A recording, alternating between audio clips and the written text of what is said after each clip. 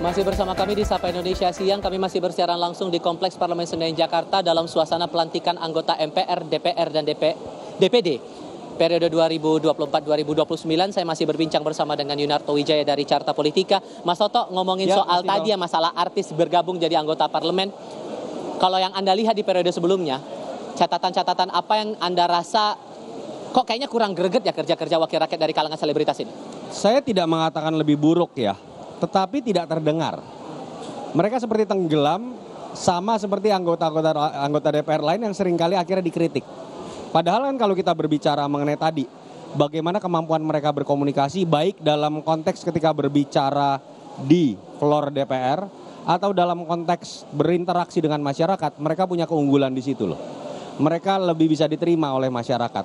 Mereka kemudian lebih bisa berkomunikasi. Nah, yang kita lihat tadi sepertinya melempem akhirnya. Dan itu bukan hanya terjadi dalam konteks DPR. Dalam konteks fungsi eksekutif ketika mereka menjadi kepala daerah, kita menemukan hal yang sama.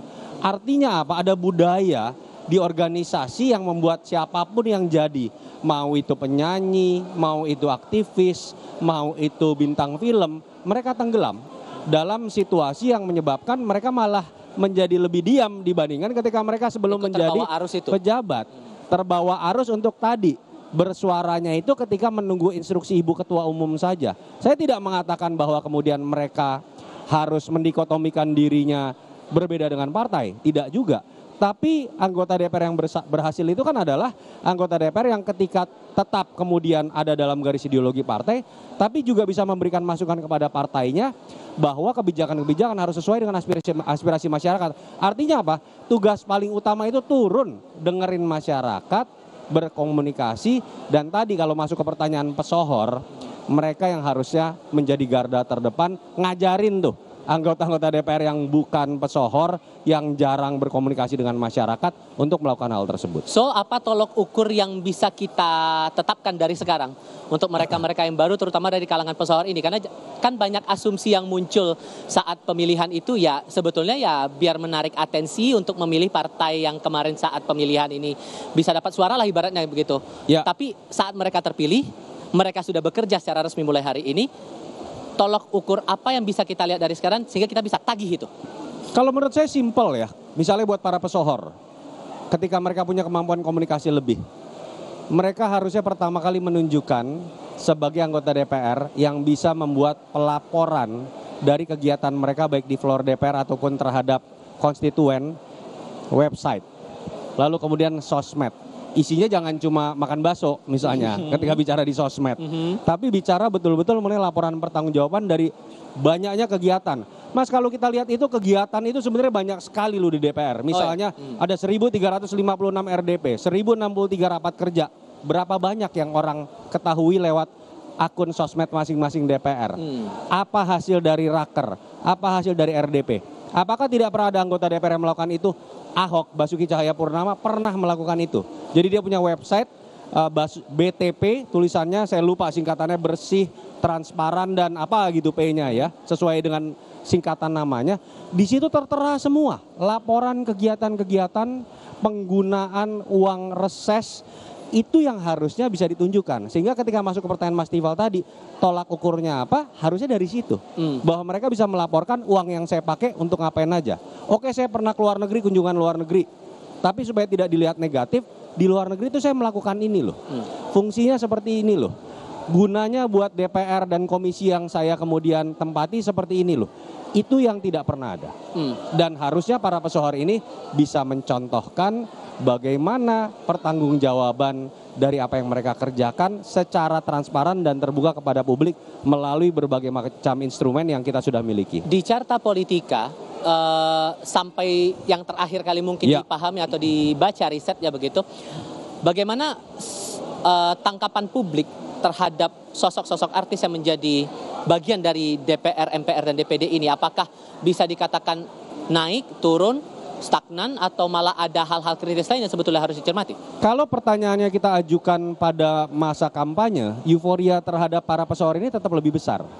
Kenapa? Karena biar bagaimanapun mereka pernah punya jasa terhadap halayak. Walaupun jasanya menghibur, menyenangkan halayak, dengan tampilan-tampilan di televisi, di radio, dan lain-lain.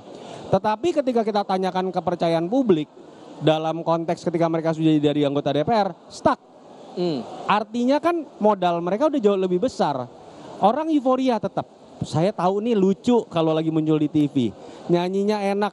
Lalu kemudian orangnya rendah hati ya ketika masuk infotainment dan segala macam.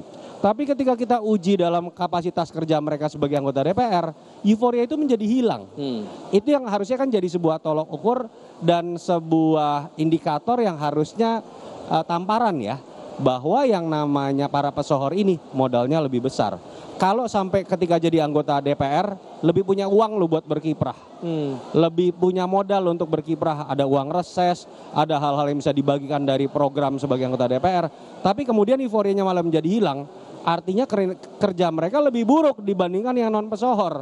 Karena modal mereka kan sebenarnya sudah lebih besar dengan dikenal dan disukai oleh masyarakat. Itu yang harusnya kita lihat sebagai tantangan buat mereka. Berarti PR-nya seperti Anda katakan di awal tadi bahwa ini akan 2 kali lebih besar bagi mereka para pesohor untuk membuktikan kerja mereka ya. Kita ambil contoh lah tadi yang sempat melintas di sekitar sini. Ada Ahmad Dhani tadi misalnya, kemudian ada Meli Guslow, ada Oneng. Di DPD juga ada Betul. Komeng yang ada ikut bertarung di sana untuk konstituennya begitu. So, apa pesan Anda mungkin yang harus betul-betul dikerjakanlah dari hari pertama ini deh kalau gitu untuk mereka-mereka ini? Ya, saya berharap pada para pesohor ini mereka harusnya lebih tidak punya beban. Mereka kan berasal betul-betul dari rakyat dan ketika udah terpilih harusnya untuk rakyat. Karena mereka sebetulnya bisa terpilih modalnya kan karena popularitas. Itu nggak bisa dipungkiri. Popularitas itu kan didapatkan dari apa yang mereka lakukan selama ini terhadap masyarakat. Dengan menghibur mereka, karya seni yang mereka buat. Jadi kehadiran mereka itu jasa pertama yang harus mereka ingat itu bukan ketika partai mau menempatkan mereka menjadi caleg. Tetapi dikarenakan popularitas yang dimiliki oleh rakyat, bahkan mereka dimanfaatkan oleh partai nih untuk kemudian jadi vote getters, sehingga bisa menambah suara, sehingga sebuah partai bisa mendapatkan kursi di dapil tersebut. Kan mereka dimanfaatkan. Iya. Jadi ketika mereka jadi, harusnya rasa terima kasihnya pertama jangan ke partai dulu, kepada rakyat tadi yang secara tidak langsung udah membuat mereka duduk di kursi konstituen. Dan kalau mereka lakukan itu, partai juga akan seneng kok.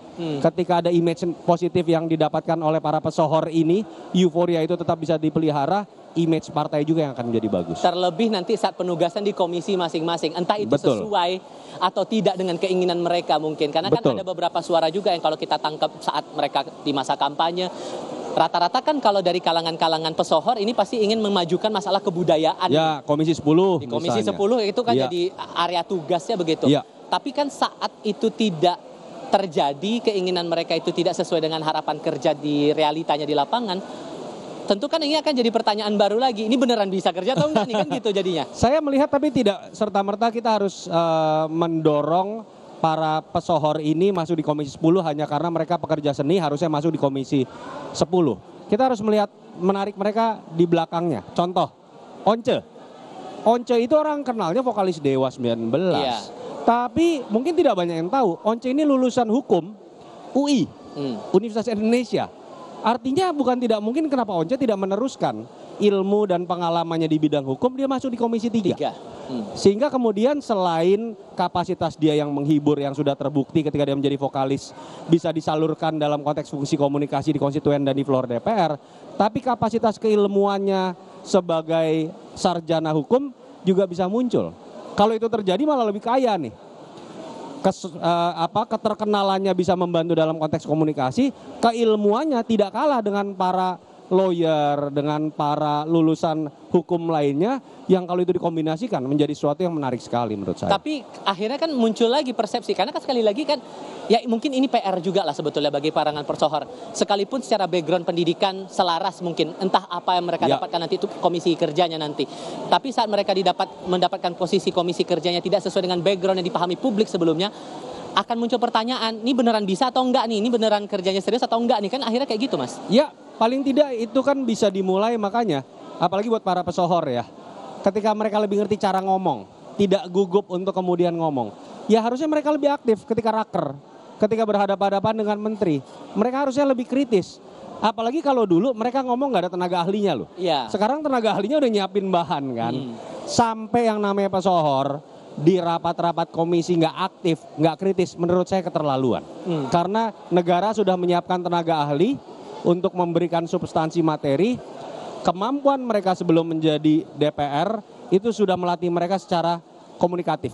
Sehingga kalau mereka tidak lebih aktif dan tidak lebih pintar dan tidak lebih kritis dibandingkan yang non-pesohor, menurut saya keterlaluan. Dan ini pasti harusnya didukung juga dengan fraksi-fraksi masing-masing partai untuk bisa membantu kerja-kerja mereka ini kan? Ya, sudah pasti. Bagaimana juga kemudian kalau kita lihat dari kalangan yang lain? Oke, masih ada yang baru-baru. Oke, mereka dengan segala background generasi dan yang lain-lain secara latar belakang begitu. Tapi kan masih banyak PR-PR masalah legislasi yang juga masih terutang lah dalam tanda kutip dari yang periode sebelumnya. Anggap kita ambil contoh rancangan undang-undang perampasan aset, rancangan undang-undang PPRT dan masih banyak lagi. Seberapa yakin kita bisa menaruh optimisme ke mereka bahwa ini regulasi yang terhutang itu bisa diselesaikan di periode ini, Mas? Ya, pertama catatan ya, Mas. Jadi kalau dibanggakan DPR kemarin misalnya menyelesaikan 225 undang-undang. Tapi harus jadi catatan nih. Dari 225 undang-undang yang disahkan itu 51-nya itu terkait kabupaten kota, bukan sesuatu yang baru. Yang kedua, hanya 48 diantaranya itu yang berasal dari prolegnas. Artinya dari apa yang mereka pikirkan, rencanakan, hanya 48. Sisanya itu kumulatif terbuka, termasuk dorongan dari pemerintah. Artinya kan inisiatif DPR masih kurang. Artinya kan apa yang mereka rencanakan ternyata banyak biasnya. Dan itu yang menurut saya lagi-lagi dimulai harus dari partai. Bagaimana misalnya fraksi per 3 bulan itu melakukan berkala ya, seperti sebuah emiten itu kan per trimester kan atau per kuartal itu kan memberikan laporan. Mereka fokus saja pada prolegnas dalam 5 tahun ke depan, dalam setahun ke depan, apa yang mereka harus selesaikan. Fokus itu dulu, jangan tiba-tiba udah masuk undang-undang baru lagi atau rancangan undang-undang baru lagi. Kalau setiap partai melakukan itu, menurut saya kualitas dari undang-undang, pencapaian secara kuantitatif dari undang-undang, dan kesesuaian antara rencana dengan yang akhirnya diundang-undangkan, itu kemudian bisa terlaksana. Termasuk undang-undang yang banyak disorot oleh publik, misalnya RUU perampasan aset. Kita tahu presiden katanya serius. Padahal kalau presiden kemarin serius, tinggal dia perintahkan Kim dan Kim Plus yang katanya di bawah presiden ya secara politik, ketok palu pasti menang kok dalam pemilihan suara. Jadi ini semua menurut saya hanya masalah political will saja. Walaupun dinamikanya 8+1, satu ini pun masih potensial untuk bergabung ke 8 gitu untuk itu koalisi. tadi apalagi sudah +1. Katakanlah mayoritas nanti adalah pendukung pemerintah. Parlemen isinya adalah pendukung pemerintah, ya sudah.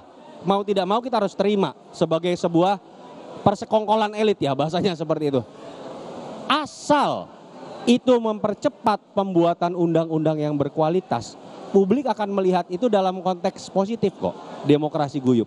Walaupun secara teoritis itu tetap bermasalah ya, karena harusnya check and balances tetap menyisakan ruang buat oposisi. Tapi kalau kemudian oposisinya nggak ada, lalu undang-undang yang dibikin yang kontroversial semua, misalnya yang tersisa nih, ada RUU TNI, ada RUU Polri, yang beberapa pasal diantaranya dianggap bertentangan dengan semangat reformasi.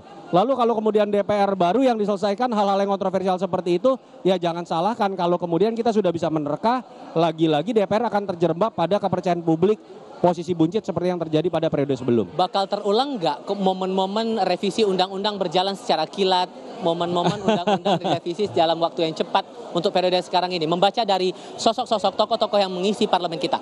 Selama koalisi marwahnya itu masih pada konteks berbagi kepentingan, berbagi jabatan. Dan nanti indikasinya bisa kita lihat nih, apakah kabinet ini isinya hanya bagi-bagi, hanya kemudian menerima apa yang diinginkan oleh masing-masing partai, presiden hanya memberikan cek kosong menerima siapa saja yang diajukan oleh masing-masing partai. Artinya di parlemen akan ada pola yang seperti itu juga, bahwa undang-undang yang akan diprioritaskan adalah undang-undang yang sesuai kepentingan mereka saja. Dan ketika itu yang terjadi, mereka akan menganaktirikan aspirasi dari masyarakat. Kalau itu yang terjadi, proses pembuatan undang-undang pasti akan kilat, tertutup dan kontroversial seperti yang kita lihat terjadi misalnya pada saat Undang-Undang Minerba, Undang-Undang Cipta Kerja, seperti yang kemarin kita terjadi dan menjadi pusat kritik dari masyarakat dan teman-teman LSM. Sebelum terlupa, saya mau coba singgung masalah komisi. Ya. Karena kan ini juga menarik. Beberapa kali pimpinan DPR bilang bahwa komisi jumlah kemungkinan bakal bertambah, Ya. tapi itu masih membaca lagi dinamika penyusunan atau struktur kabinet oleh Ya. pemerintahan baru nantinya. Menurut Anda, penentuan komisi jumlahnya akan bertambah atau tetap ini bakal sedinamis apa nanti ya? Ya, itu tadi sudah disebutkan ya, bahwa dia akan bergantung pada keputusan terakhir Presiden terpilih dalam hal ini Prabowo Subianto, apakah betul akan membuat kabinetnya lebih gemuk. Artinya ketika kabinet gemuk, nomenklatur itu akan berubah banyak. Misalnya akan ada upaya pemisahan antara pendidikan dasar menengah dengan pendidikan tinggi dan ristek. Misalnya akan ada pemisahan antara PUPR dengan perumahan rakyat, misalnya PU dengan perumahan rakyat misalnya, dan beberapa sektor yang lain. Kalau itu yang terjadi, memang sepertinya kan diarahkan menjadi justifikasi dari harus lebih diperbanyaknya juga komisi. Padahal menurut saya tidak perlu. Ketika berbicara misalnya mengenai PUPR, katakanlah dipisah. Loh, itu kan tetap masuk di Komisi 5. Kenapa harus diperbanyak komisinya? Karena ketika diperbanyak komisinya, indikasinya lebih kepada supaya partai-partai mendapatkan jatah pimpinan AKD lebih banyak saja. Nah, kalau itu yang terjadi, ya bukan hanya memperumit ruang komunikasi antara pemerintah dengan komisi yang jumlahnya lebih banyak, tapi kita akan melihat yaitu tadi bahwa DPR hanya turunan dari bagi-bagi kepentingan dan jabatan di antara partai-partai. Oke, perspektif ini yang harapannya bisa digali Semoga lagi. saya salah. Tentu ini catatan-catatan kritis ini kita harapkan bisa dipelajari betul oleh periode berikutnya untuk parlemen ini. Mas Toto, saya terima kasih banyak ya. Terima kasih. Sudah berbagi perspektif bersama kami. Dan untuk Anda saudara, kami masih akan menggali lagi banyak perspektif terutama untuk anggota-anggota parlemen baru di Kompleks Parlemen Senayan Jakarta. Tetap di Sapa Indonesia Siang.